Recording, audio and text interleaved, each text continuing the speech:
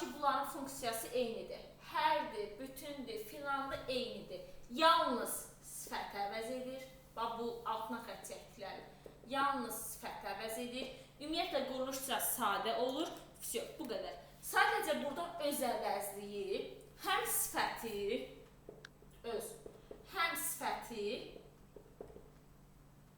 həm də ismi əvəz edə bilər. Həm də isim. Biraz mənası çıxacaq, amma indi yazaq. Öz vətənini sevirəm. Sual verin. Hansı vətəni? Öz vətənimi. Hansı vətəni sevirəm? Öz vətənimi. Artıq hansı sualın cavab verdiyinə görə hansının qisasını əvəz eləmiş olur? Sifəti. Sifət. Bir də deyirəm ki, özünə inamı yoxdur. Sual verin. Kimə? Kimə? Kimə? Özünə. Hansının qisasını əvəz eləmiş oldu? İsmi. İsim. Aydındır bu da. Bəli. Hər bütün filan nümunə yazmıram. Zaten hər adam, bütün adamlar, filan adam. Burada da quruluşca sadədir və yalnız sifət əvəz edir. Yaxşımı? Bəli, müəllimə.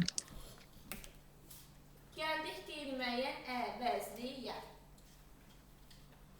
Müəllimə, eyni, məsələn, necə bir şey deyə bilərik, cümlə deyə bilərik ki, eyni.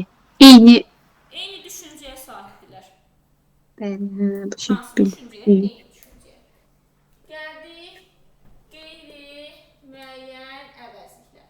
Birinci bilməmiz gerəkən nədir? Qeyri-müəyyən əvəzlik quruluşca üç cür olur. Sadə, düzəltmə, bir də mürəkkəb. Məsələn, sadəyə deyirəm hamı, tək-tək yazacağam. Düzəltməyə deyirəm, məsələn, kimsə, biri, nəsə və s. Mürəkkəbə, məsələn, hər kəs, hər şey və s. Qeyri-müəyyən əvəzlikdə biraz xırdalıqlar çoxdur. Daha doğrusu xırdalıq çoxdur deməyək, bunların sözləri çoxdur. Məsələn, kitaba baxanda bilərsiniz, onu yazmama ehtiyac yoxdur. Hamı, hərə, bəzi, kimsə, kim isə, nəsə, nə isə, biri, kimi, hər kəs, hər şey və s. Mənim burada bilməm gerəkən şey nədir? Qeyri-müəyyən əvəzlik əsasən ismi əvəz edir. Məsələn, deyirəm ki, hamı məclisə dəvətli idi. Sual verin. Kim? Kim? Hamı. Demək nəyə əvəz etdi? İsmi. Amma buradakı, indi özünüz oxuyanda da görəcəksiniz. Bəzi əvəzliyi var ki, bəzi əvəzliyi. Bu sifət əvəz edir. Sifət. Məsələn, bəzi adamlar gözümə xoş görünmür. Sual verin. Hansı adam? Hansı adam? Hansı hissəsini əvəz etdi? Sifət. Sifət. Amma bəzi də ismi əvəz edə bilər. Məsələn, deyirəm ki, bəzisinə, bax, yenə İsmail şəkilçi qəbul edirsən. Bəzisinə söz demək olmur. Kimə? Bəzisinə. Sual verin. Kimə? Bəzisinə. Hansı hissəsini əvəz elədi? İsmi. İsmi. Aydındır bu da. Bəli. Bir də sizə bir şey deyəcəm. İndi qaydada da oxuyanda görəcəksiniz, düzdür, sizə qayda lazım deyil. Kimsə bitişik yazılırsa, quruluşu düzəltmə olur. Kim isə ayrı yazılırsa, quruluşu mürəkkəb olur. Yaxşımı? Yəni, bunu bizə bəzən sizə ayrı-ayrı verə bilər. Yaxşı? Quruluşu nə? Düzəltmə. Bu sözün kökü kimdən, kimsə düzəlib. Burada da 2 dənə söz var, ona görə quruluşu mürəkkəb olur. Nəsə də eyni şeydir. Nə isə və yaxud nəsə. Bir də kimsə əvəzli 2 mənada işlənir. Bir, inkar mənasında işlənə bilər. İnkar etmək kimi. Bir də daha doğrusu qeyri-müəyyənlik kimi. Ona nə demək istəyir? Məsələn, deyirəm ki, bir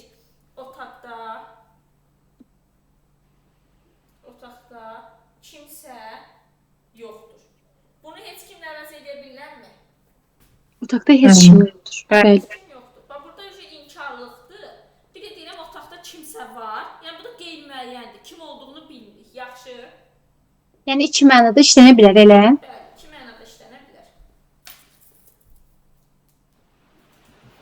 Yəni kimsə, bilinmir kimsədir, qeyri-müəyyən. Yaxşımı?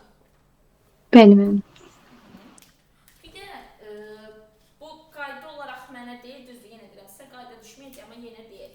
Hamı, hərə, bəzi.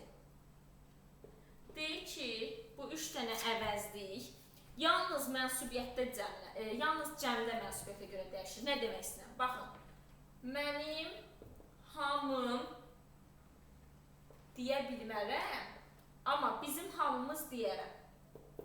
Yaxşı, yəni birinci, ikinci, üçüncü şəxsin cəmində mənsubiyyətə görə dəyişir. Aydın oldu nə demək istədiyim? Mənim hamım, Mənim hamım, sənin hamın, onun hamısı bizim hamımız. Amma desək bizim hamımız, sizin hamınız, onların hamısı bu ola bilər. Bizim hərəmiz, mənim bəzim deyə bilmərəm. Bizim bəzimiz, sizin bəziniz, onların bəziləri. Yaxşı? Bəli müəllim.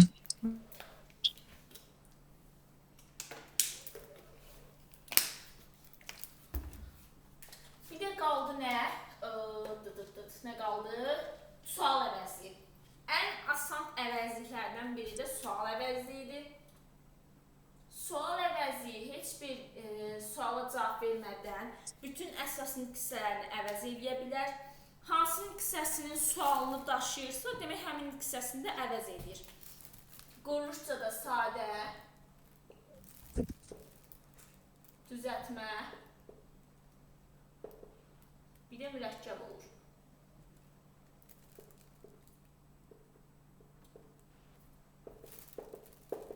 Məsələn, sadəyə sual əvəzindən deyirəm kim, nə və s. Düzəltməyə məsələn deyirəm neçənci,